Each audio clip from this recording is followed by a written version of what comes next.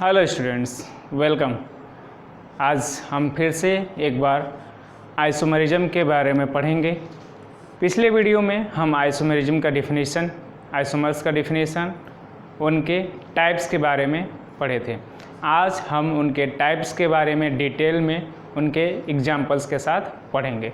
पिछले वीडियो में हमने देखा था कि आइसोमेरिज्म जो होता है वो दो टाइप के होते हैं, एक स्ट्रक्चरल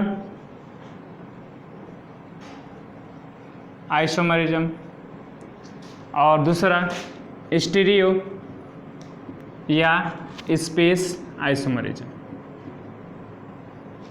स्ट्रक्चरल आइसोमर्स में हमने पढ़ा था कि the compounds having same molecular formula but different arrangements of molecules या फिर different structural formula are called structural isomerism, whereas stereoisomers, the compounds having same molecular formula but different arrangements of atoms or group of atoms in space is called stereoisomerism। उसके बाद हमने देखा था कि structural isomers जो होते हैं वो मेनली 5 टाइप्स के होते हैं, पहला स्केलेटल और चेन आइसोमेरिज्म, दूसरा पोजीशन आइसोमेरिज्म, तीसरा फंक्शनल ग्रुप आइसोमेरिज्म,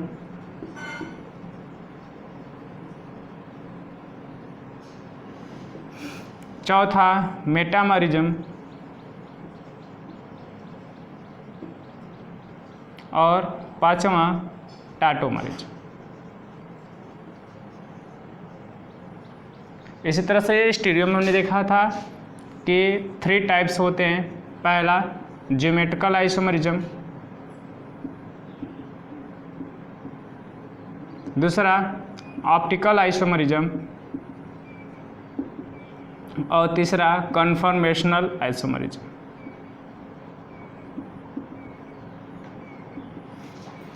आज हमको इन्हीं टाइप्स के बारे में डिटेल में इनके डिफिनीशन और इनके एग्जांपल्स के बारे में देखना है।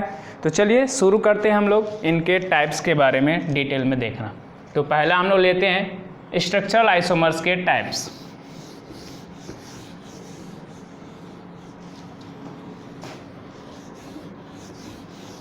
तो जो पहला हमारा स्ट्रक्चरल आइसोमर का टाइप वो कौन सा है? स्केलेटल और चेन आइसोमेरिज्म। पहला टाइप है स्केलेटल और चेन आइसोमेरिज्म। मतलब ऐसे कंपाउंड्स जिनका मॉलिक्यूलर फार्मूला सेम हो लेकिन उनका जो कार्बन चेन का अरेंजमेंट हो वो डिफरेंट हो। Compounds having same molecular formula but different arrangement of carbon atoms in the molecule is called chain isomers and the phenomena is called chain isomerism। तो आप डिफिनीशन लिखना चाहें तो लिख सकते हैं, the compounds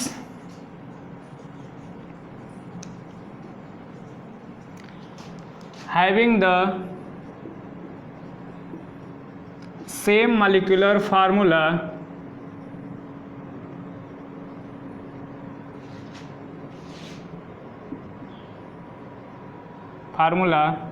but different arrangement of carbon atoms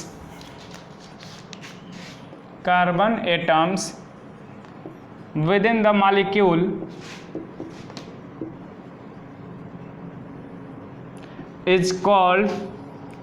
are called skeletal or chain isomers and the phenomena is called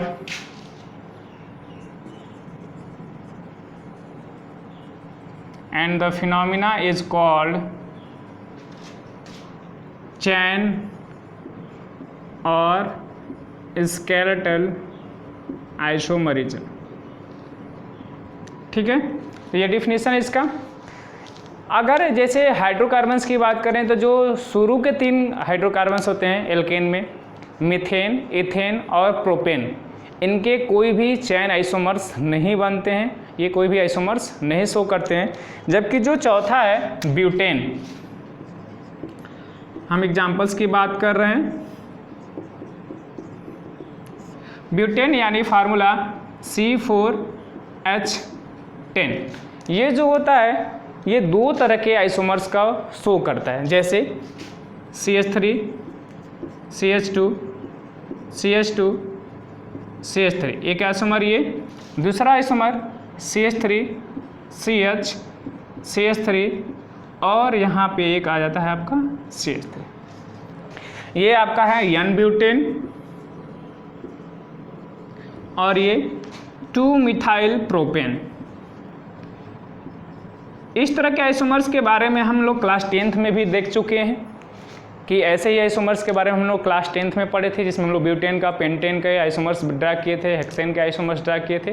तो वहाँ पे हम लोग ऐसे ही आइसोमर्स के बारे में पढ़े थे, यानी चैन आइसोमर्स के बारे में हम लोग डिटेल में देखे थे। तो ये अगर हमने देखा ब्यूटेन के आइसोमर्स के बारे में। इसी तरह से अगर हम लोग पेंटेन की बात करें, पेंटेन का मॉलिक्यूलर फार्मूला C5H12। अगर आप इनके ब्यूटेन को देखें तो 4 कार्बन, 3 2 5 2 7 3 10 हाइड्रोजन, इसमें भी 3 3 6 1 7 3 10 हाइड्रोजन। नंबर ऑफ मॉलिक्यूल्स यानी मॉलिक्यूलर फार्मूला उनके सेम है, लेकिन इनका अब जो अरेंजमेंट है कार्बन का वो बदल गया। यहाँ पे चारों कार्बन स्ट्रेट चेन में थे, जबकि यहाँ पे 3 कार्बन जो है स्ट्रेट चेन में है और 1 कार्बन जो है वो ब्रांच पोजीशन को ऑक्यूपाई किया हुआ है, यानी यहाँ पे चैन डिफरेंट हो गया, इसीलिए ऐसे को चैन आइसोमर्स कहा जाता है। ठीक है, इसी तरह से अगर पेंटेन को ड्रा करें तो पहले तो हम लोग 5 कार्बन ऐसे चैन में लिख सकते हैं, यानी इसको N पेंटेन। फिर 1 कार्बन को अगर कम कर दें तो एक हमारा ब्रांच बन जाएगा, जैसे ये, इसका नाम हम लोग लिख सकते हैं 2-मिथाइल ब्यूटेन।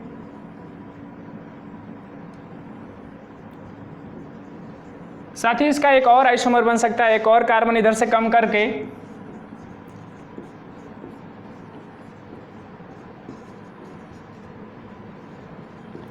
इसका नाम क्या हो जाएगा 2,2 डाइमिथाइल प्रोपेन, 2,2 डाइमिथाइल प्रोपेन।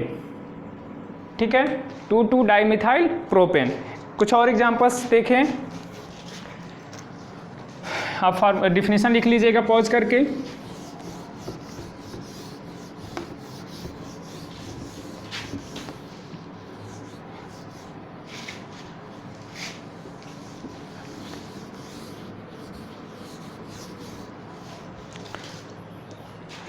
जैसे कि अगर हम बात करें,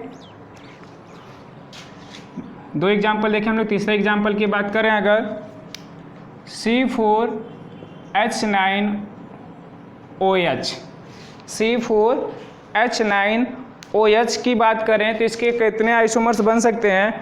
तो एक क्या है, एक एल्कोहल है, OH का मतलब क्या है, ये एक तरह का एल्कोहल है। अब इस मॉलिक्यूलर फार्मूले के साथ हम लोग कितने तरह के एल्कोहल बना सकते हैं उसको अगर देखें तो CH3, CH2, CH2, CH3OH, CH2OH, 4 carbon हो गए, 3 2 5 2 7 2 9, ये हाइड्रोजन हो गए और OH, यानी इसका हम लोग नाम रख सकते हैं सिंपली ब्यूटेनॉल या ब्यूटेन 1 ऑल। दूसरा अगर हम लोग ऐसे कर दें CH3, CH, CH2OH, तो यहाँ पे एक हम लोग ब्रांच बना सकते हैं जिसका नाम क्या होगा 2-मिथाइल प्रोपेनॉल। इसी के साथ एक ऐसे भी बन सकता है, ये हमारा सेकेंड आइसोमर हो गया। थर्ड आइसोमर हम लोग ऐसे बना सकते हैं CH3, COH CH3 CH3। Third isomer ऐसे भी बन सकता है। तो हम लोग देख रहे हैं कि इस मॉलिक्यूलर फार्मूले के साथ C4H9OH के साथ हम लोग 3 तरह के आइसोमर्स बना रहे हैं। तीनों का मॉलिक्यूलर फार्मूला सेम है, बस इसमें क्या हो रहा है, जो चेन है वो बदल जा रहा है। तो ऐसे आइसोमर्स को हम लोग क्या कहते हैं, चेन आइसोमर, और इसी फिनोमेना को हम लोग कहते हैं चेन आइसोमरिज्म। फिर नेक्स्ट एग्जांपल अगर बात करें हम लोग C4H8 की अगर बात करें, C4H8 एक मॉलिक्यूलर फार्मूला, इसके आइसोमर्स अगर देखें तो CH3 CH2 CH double bond CH2, 3 2 5 6 2 8 hydrogen हो गए, 4 कार्बन, यहाँ पे हमने डबल बॉन्ड लगा दिया। फिर अगर इसी को हम लोग देखें, अब इसमें क्या करें, हम लोग ब्रांच लगा दें। चेन आइसोमर में जब भी होता है तो नेक्स्ट में हम लोग क्या करते हैं, कार्बन एक हटाकर उसके ब्रांच को बना देते हैं। CH डबल बॉन्ड, ये CH भी हट गया, CH2, और यहाँ पे हमने क्या किया, चेन लगा दिया, सॉरी ब्रांच लगा दिया। 3 3 6 1 7 सॉरी 3 3 6 2 8 हाइड्रोजन हो गए और 4 कार्बन हो गए। ठीक, तो इसका नाम हम लोग रख सकते हैं ब्यूट1इन, जबकि इसका नाम अगर 10 रखें तो 1 2 3, तो आपका नाम इसका हो जाएगा 2 मिथाइल ब्यूट 1इन, या 2 मिथाइल ब्यूटेन भी लिख सकते हैं। जैसे कि हम लोग डिस्कस कर चुके हैं कि अगर फर्स्ट पोजीशन पे बॉन्ड आता है या फंक्शनल ग्रुप आता है तो उसको अगर हम लोग ना लोकेट करें तो भी कोई प्रॉब्लम नहीं होता है। तो ब्यूट1E लिखें या ब्यूटेन लिखें, कोई प्रॉब्लम नहीं होता है। तो इसी तरह से और भी हम लोग एग्जाम्पल्स देख सकते हैं, जैसे आप हेक्सेन का ट्राई करिए, आप हेप्टेन के आइसोमर्स को ट्राई करिए, और भी एग्जाम्पल्स को आप ट्राई करें तो आप देखेंगे कि कितने ज़्यादा टाइप्स के हम लोग इसमें एग्जाम्पल्स को देख सकते हैं। ठीक है, अब हम लोग चल रहे हैं चेन आइसोमरिज्म के बाद पोजीशन आइसोमरिज्म को देखने। अब इसके बाद हमें देखना है पोजीशन आइसोमरिज्म को। तो आज आप लोग क्या करिए, इस वीडियो को देखने के बाद और ज़्यादा चेन आइसोमर्स के एग्जाम्पल्स को आप देखिए, ड्रा करिए, हेप्टेन का, ऑक्टेन का, हेक्सेन का, और दिखाइए कि आपको ये चीज़ें समझ में आ चुकी हैं। और भी एल्कोहल्स के एग्जाम्पल ले लीजिए आप, और ज़्यादा से ज़्यादा प्रैक्टिस करिए। एल्किन का लीजिए एग्जाम्पल्स, एल्काइन का लीजिए, ज़्यादा से ज़्यादा एग्जाम्पल लेकर प्रैक्टिस जब करेंगे तो आपको कॉन्सेप्ट क्लियर हो जाएगा, चीज़ें आसानी से समझ में आ जाएंगी। फिर हम लोग नेक्स्ट वीडियो में जो नेक्स्ट टाइप्स के आइसोमर्स हैं उनके बारे में देखेंगे, थोड़े थोड़े देखेंगे ताकि चीज़ें आपको अच्छे से समझ में आ जाए। जय हिंद।